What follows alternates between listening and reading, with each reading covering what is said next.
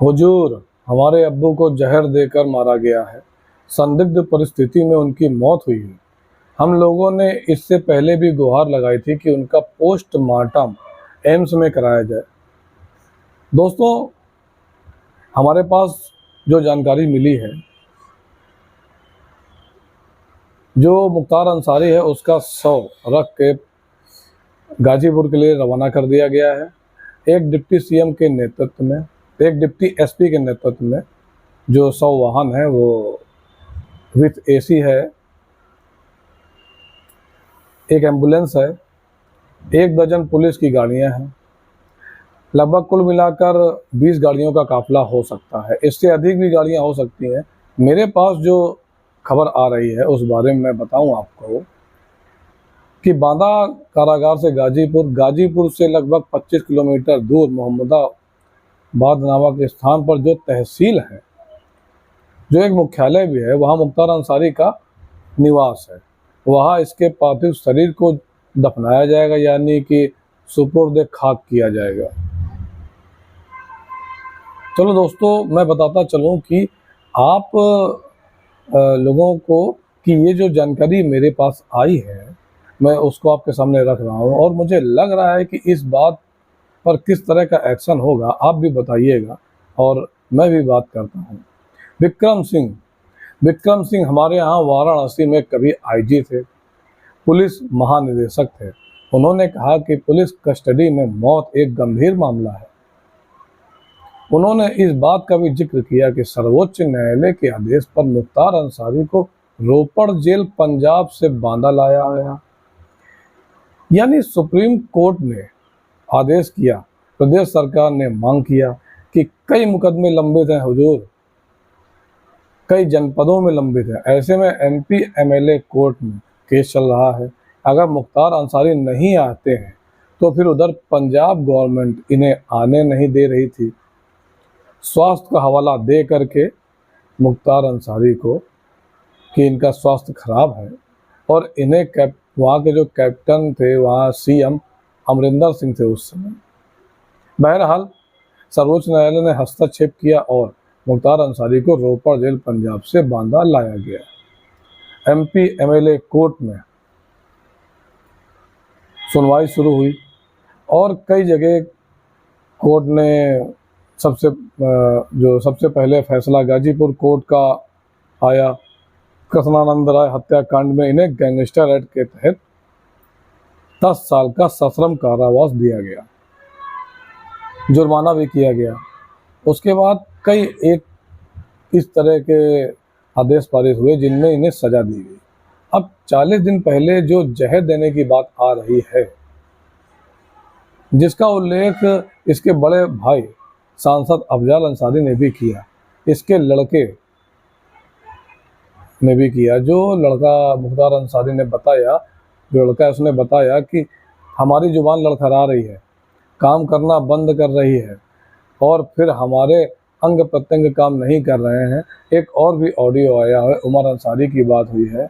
उमर अंसारी जो मुख्तार अंसारी के छोटे बेटे हैं, तो जुबान लड़खड़ा रहा है मुख्तार अंसारी की, और वह कह रहे हैं कि बाबू अब रूह हमारे यहाँ रहेगी, शरीर तो ऐसे आपने सुना होगा, और कह रहे हैं कि अब हम बात करने लायक नहीं हैं, उठ बैठ नहीं पा रहे हैं। बहरहाल इस मामले को ओरल लिखा है,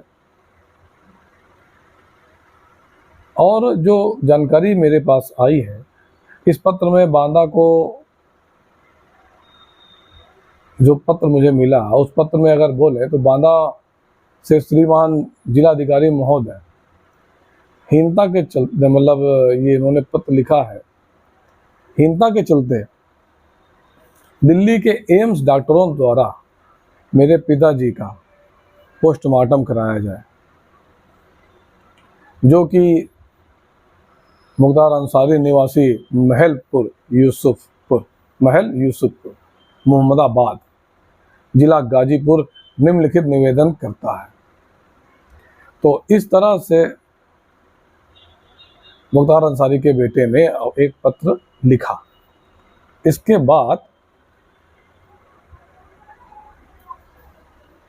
इसके बाद की जो बात है उसमें बताया गया कि मुझे ऐसा जहर दिया गया है, ऐसा लग रहा है, मेरी हालत बिगड़ चुकी है, ऐसा कहा जा रहा है। फिर वो कह रहे हैं कि मेरे पिता की हालत गंभीर हो गई है। तब जेल प्रशासन ने बांदा मेडिकल कॉलेज में आनंद फानंद में भर्ती करवाया। डॉक्टरों को उनकी गंभीर हालत को देख के आईसीयू में भर्ती करवाया गया। इसी बीच जेल द्वारा रेडियोग्राम के माध्यम से मेरे गांव में सूचना भेजी गई, यानी यूसुफपुर भेजी गई।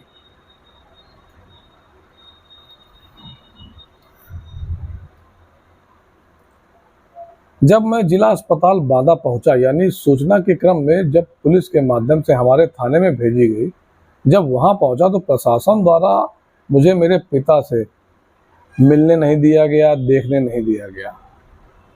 इसमें हमें साजिश नजर आ रही है। अगला बिंदु यह है कि मेरे पिता यानी अब्बू, जिसका इलाज डॉक्टरों ने स्वतंत्र रूप से डॉक्टरों द्वारा कराया गया, और दबाव बनाकर मेरे पिता को कुछ ही घंटे में जिला कारागार बांदा की तरफ हाई बैरक में भेज दिया गया। ये उमर अंसारी ने बताया अपने पत्र में। और अब दोस्तों आप ये देखिए कि उमर अंसारी तब बहुत खुश हो रहे थे जब इसका पिता, इसका बाप मुख्तार अंसारी लोगों पर जुल्म कर रहा था। 60+ केस, 60 से ज़्यादा केस इस मुख्तार अंसारी के ऊपर दर्ज थे। आज जब ये अपराधी मारा गया है, मर गया है, तो इस पर दुख जता रहे हैं ऐसे लोग हैं यहाँ पर। ऐसे व्यक्ति की मौत हुई जिसने लाखों घरों को उजाड़ा, लाखों मांग को, हजारों घरों को उजाड़ा, यानी कितने लोगों को बर्बाद कर दिया। ऐसे आदमी की मौत पर ये लोग आंसू बहा रहे हैं। ये लोग वही हैं जो देश को टुकड़े टुकड़े करने की बात करते हैं। खैर, इस प्रकरण में मैं आगे आता हूँ। इसी जांच के प्रकरण में 1 महीने के अंदर किए जाने के लिए अपर मुख्यालय मजिस्ट्रेट MP-MLA कोर्ट बांदा को कहा जा रहा है, और यह आदेश कर रहे हैं भगवान दास गुप्ता, न्यायिक मजिस्ट्रेट, और यह वरिष्ठ मंडल कारागार बांदा को यह कहा जा रहा है, जिसे जांच सौंपी गई है। 3 दिन के अंदर समस्त अभिलेख आप उनको प्राप्त कराएं, जिससे कि जांच सुगमतापूर्वक की जा सके। सर्वोच्च न्यायालय के आदेश पर मुख्तार अंसारी को लाया गया था बांदा, इसलिए सर्वोच्च न्यायालय इस पर गंभीर है, मुझे ऐसा लग रहा है। एक याचिका सर्वोच्च न्यायालय के आशय से की गई मुख्तार अंसारी की तरफ से कि हमारे पिता जो है वो मुख्तार अंसारी की तरफ वो इस जनपद से बाहर कराया जाए। इनकी जो जांच है, जो कार्डियक अटैक इनको हुआ है, ये हार्ट अटैक अचानक, इसमें होता क्या है कि रक्त संवहन जो नलिकाएं होती हैं मस्तिष्क को लेकर, तमाम जो अंग होते हैं उनको रक्त सुचारू रूप से नहीं मिल पाता और पश्चाघात हो जाता है और व्यक्ति मर जाता है। 5 चिकित्सकों की टीम ने प्रथम दृष्टया इसे हार्ट अटैक बताया है, और अभी कहना मुश्किल है, आधे रास्ते से ही लौटा करके फिर कोई अन्य मेडिकल बोर्ड बैठा करके जांच कराया जाए। मैं बताऊंगा विदेश से आई हुई लाश का दोबारा पोस्टमार्टम कैसे होता है। यह एक बड़ा मामला है और विभिन्न MP-MLA कोर्ट में इस मामले में विचाराधीन चल रहे हैं, सुनवाई हो रही है और दोष सिद्ध कैदी विचाराधीन भी हैं। इस तरह के 60 मुकदमे मुख्तार अंसारी पर लंबित हैं। क्या होगा आगे कहना काफ़ी मुश्किल है। फिलहाल मुझे ऐसा लगता है कि सर्वोच्च न्यायालय स्वतः संज्ञान लेगा। कुछ इस मामले में जो लोग हैं वो पुलिस की अभिरक्षा के लिए, जेल अभिरक्षा में ये कैसे मौत हुई। दोस्तों, मुख्तार अंसारी का जो शव है वो 8 घंटे में यहाँ से 430 किलोमीटर दूर है बांदा।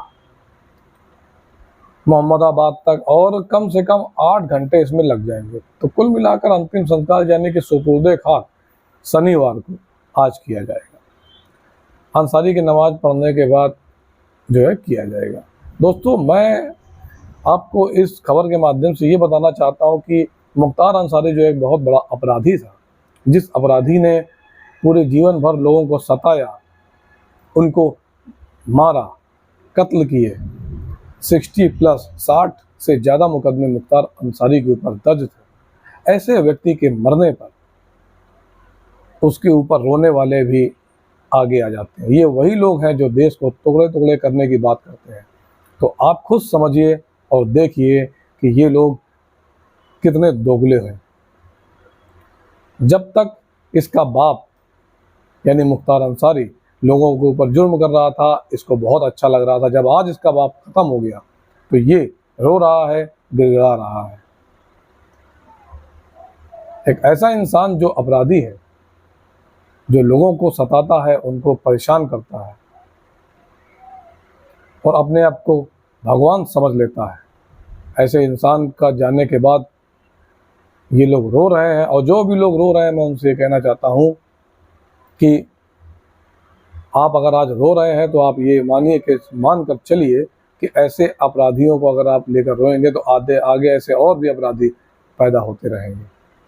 इसलिए ऐसे अपराधियों का बहिष्कार कीजिए। बाकी जनता की इच्छा, जनता जैसा चाहेगी वैसा होगा। दोस्तों, मैं इस तरह की न्यूज़ अपने चैनल पर डालता रहता हूँ, इसलिए अगर आप लोग नए हैं तो चैनल को सब्सक्राइब करें, अगर पुराने हैं तो लाइक और शेयर करें। धन्यवाद।